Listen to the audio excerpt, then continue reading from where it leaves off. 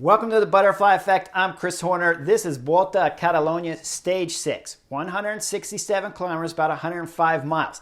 It's going to be an action-packed stage today. Now, I watched E3 Saxo Bank last night after I finished the Butterfly Effect, and I didn't think you can get bigger knuckleheads than what I watched up in the Northern Classic there at E3. But I was wrong because there's spectacular knuckleheads here down at Volta a Catalunya on Stage 6, and it's going to be the UAE team that just cannot get it together tactically throughout this race.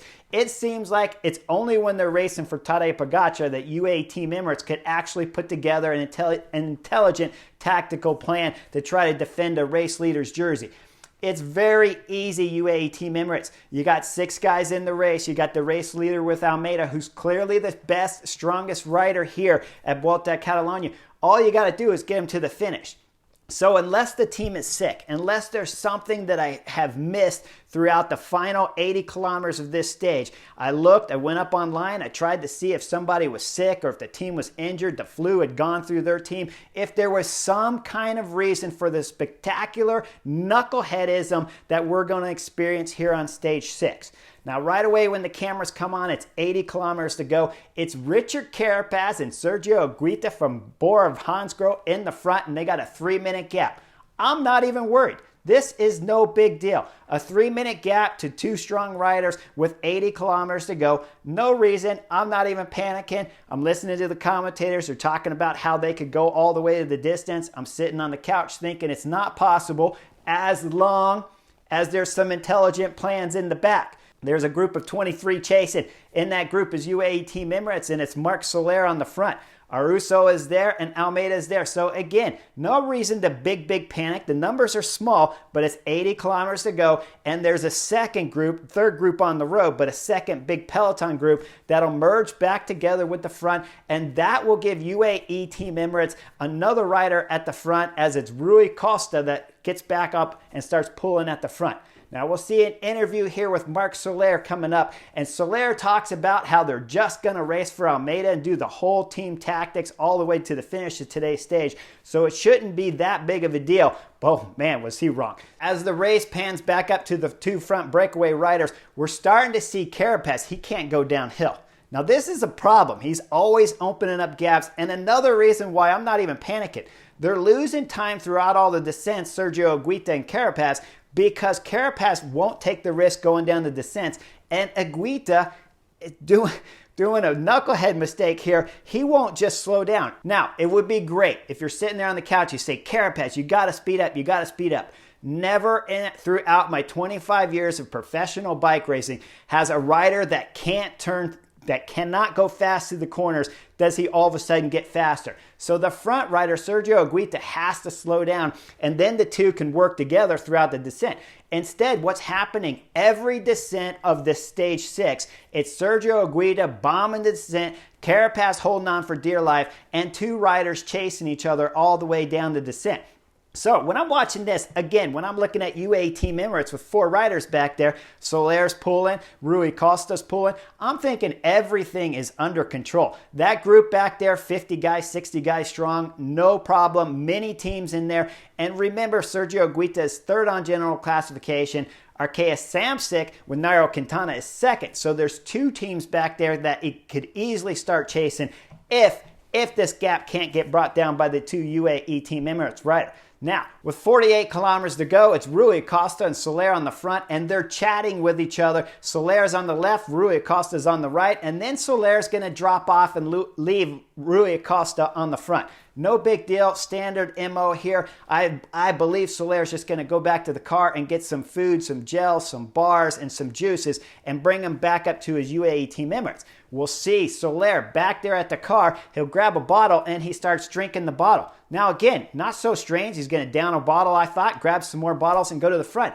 Instead, we see a little bit of dilemma here between him and his car. His car is pulling him back up to the front there of the back of the peloton, and that, I'm sure, no big deal to get a little sticky bottle there. Then he goes to grab something else, but then he drops out of the picture and he's gone.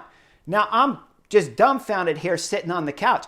I have never seen a rider under pressure with the team race leader's jersey and he's dropping back to the team car that can down a whole water bottle and then get dropped at that moment. I just don't see it happening.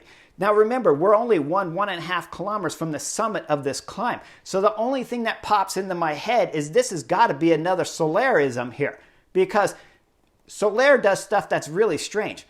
But to drink a whole bottle on a climb and then drop off because you don't have the legs or you're hurting, I've never seen anybody that's absolutely 100% suffering drinking a bottle and then getting dropped while their race leader in the race leader's jersey, Almeida, is at the front and Rui Costa's pulling on the front solo all by himself. Remember, if Soler just does one more kilometer, he's over the top of this climb, and then he can pull all the way down the descent. I've seen many riders get dropped at the beginning of climbs, in the middle of climbs, suffering at the maximum, but I've never seen a rider get dropped after they're holding a full bottle of water, drinking it, and still not getting gapped from the back of the peloton, and then just sit up and blow up with his legs. It was amazing spectacle. I've never seen it, and it's only can be explained by Solerism. Now they go over the top of the climb. Rui's on the front. He's down. He's dropping down the descent. No big deal. The time gap's still around 3 minutes. We're going to see X get on the front, and they're going to pull for about 7K. And now the time gap's going to start dropping down to about 2:20 up to the front 2 leaders. No problem. Everything is still under control. Just as I thought sitting on the couch, UAE Team Emirates is going to get some help. After X pulls off, we're going to see Pernsteiner, the Bahrain victorious rider. He's going to get on the front with Rui Costa, but not for very long, only 1 or 2 kilometers, and then as Bahrain victorious is going to pull the rider off the front. Now, when we start getting to the final climb, it's 5-kilometer climb at about 4%, not crazy difficult, and it's going to crest at about 29 kilometers before the finish of today's stage. 1 kilometer to go, Rui Costa blows up, and then we see Ayuso get on the front. Ayuso starts picking up the pace. They go over the summit, no problem. Again, it's about a 2-minute gap now. It looks like UAE Team Emirates still have this under control. Barely under control, I'll agree, but with 2 minutes, 29 kilometers to go, and with 2 fresh riders, because remember, Almeida, race leader, has not pulled throughout today's stage, and Ayuso, I had not seen him pull throughout today's stage. I'm sure there was a bunch of attacks early in the race, but that effort was put on everybody's legs, just like it would have been on UAE Team Emirates. Now when they go over the climb, the 2 riders in front, Sergio Guita, Carapaz. Sergio Guita still dropping Carapaz through the corners, and they'll go through the time bonus with 22 kilometers to go, with Sergio Guita taking maximum time bonus of 3 seconds, Carapaz taking 2, and Carapaz had already taken some time bonuses on the first time bonus of today's race. Now behind, when the descent started, blows my mind. I have never seen this before in my entire professional career. Ayuso is going solo, bombing through the corners like a madman and trying to bridge up to the 2 riders up front. He's got the gap down to 1.5 minutes and then down to about 1 minute and 20. But here's the problem, guys. It doesn't make any sense. Okay, when you look at Sergio Guita, he's 3rd on the general classification. Ayuso's 4th. Ayuso, what are you going to do if you even get up there? You just broke the #1 rule on the butterfly effect and dropped your team leader, Almeida, who has spectacular form. So unless, again, everybody's sick and I don't know it, maybe Almeida's completely sick and he's been terrible throughout today's stage and he gave Ayuso the green light to drop down the descent. But what are you going to do, Ayuso? You're 4th on general classification. Sergio Guita is 3rd and taking time bonuses up the road. Now, when the road starts to flatten out after the descent, the 2 riders, they still have 1:10 lead on Ayuso. And Ayuso now doesn't know what to do. He's trying to get some help from the camera motorcycles and from the neutral support, but no one's giving him the time splits. Finally, he sits up when he realizes there's a group behind chasing. Now, behind the group of 6 chasing, Almeida's not even in that group. In that group is 3 Bahrain victorious, Wout Poels, Dylan Teuns, and Pernsteiner, along with Nairo Quintana, who was 2nd on the general classification when today's stage started. So now you think about it, you have Ayuso, who was 4th on the general classification, chasing 3rd, which makes no sense. And behind, you have Arkea Samsic, Nairo Quintana, who's in that group. So when they bridge up to Ayuso. Now it's second and third and fourth on general classification, and still Ayuso won't drop back to help Almeida pull this group back. Instead, behind in the group chase and trying to bring back the 6 in front and the 2 in front of them, it's Bike Exchange on the front, and Almeida, I believe it's him on the front in this picture, taking strong pulls with Bike Exchange, trying to salvage something of his general classification on today's stage 6. It's not going to happen though, because the 2 riders up front, Sergio Aguita and Carapaz, they got over a minute lead with 5 kilometers to go. The group of 6 chasing with Ayuso sitting on, making it 7. That group will get caught with 2 kilometers to go. With 1 kilometer to go, we'll see Carapaz. He'll negotiate that Sergio Aguita has to come through and do the last K. With 500 meters to go, Sergio Aguita keeps looking back over his shoulder each time, trying to see when Carapaz is going to start his sprint. With about 150 meters, 125 meters to go, it's Sergio Aguita starts his acceleration. With 25 meters to go, maybe just a couple more than that, we'll see Carapaz fly off the wheel of Sergio Aguita, and it's a bike throw at the line. Carapaz, Ineos rider, wins today's stage. Sergio Aguita will get second, but will take the race leader's jersey.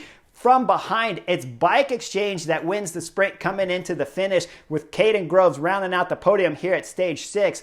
Almeida finishes 20th position on the stage, loses the jersey. First and second on general classification will be Sergio Aguita, Richard Carapaz, then Almeida third. Nairo Quintana will hold on to fourth, and fifth will be Ayuso. Ayuso, what were you thinking? You are one of the biggest knuckleheads I have ever seen. I have never seen a rider sitting fourth on general classification drop his teammate that's leading at a bike race to bridge up to 2 riders that are still in front of him on the general classification.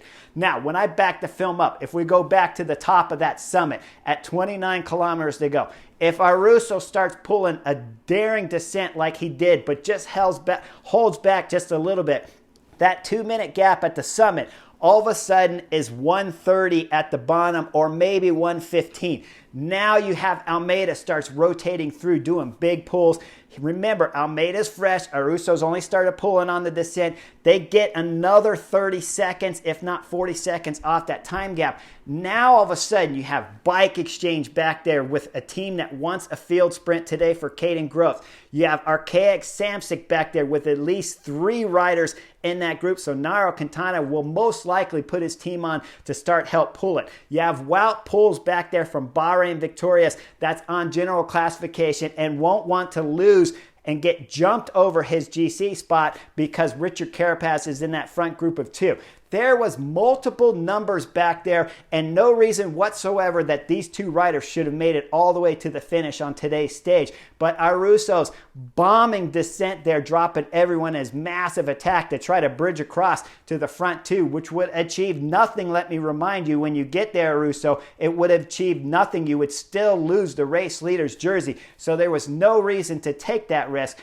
Instead, the easy tactic, the simple tactic to read, keep the field together, bring it to the bottom, drill it as hard as you can. And I bet with Bike Exchange, Bahrain Victorious, Archaic Samsic, you look back there, FDJ had riders, AG2R had multiple riders, and then you put Almeida on the front pulling with Ayuso. You got 10 or 15 guys rotating through back there to try to win today's stage, and you finish this stage with Almeida still wearing the race leader's jersey. Instead, this stage was a debacle of just massive, epic proportion. I have never experienced something like I watched on today's couch with Ayuso's tactics. I don't know what was happening back there. I don't know how Almeida could have let that happen. I don't know how Ayuso could have done it. And I don't know how the director car with UAE team members would have permitted that to happen. I don't understand how Soler could have gotten dropped while drinking a water bottle. It was a catastrophic, tactical, massive mistake for UAE Team Emirates today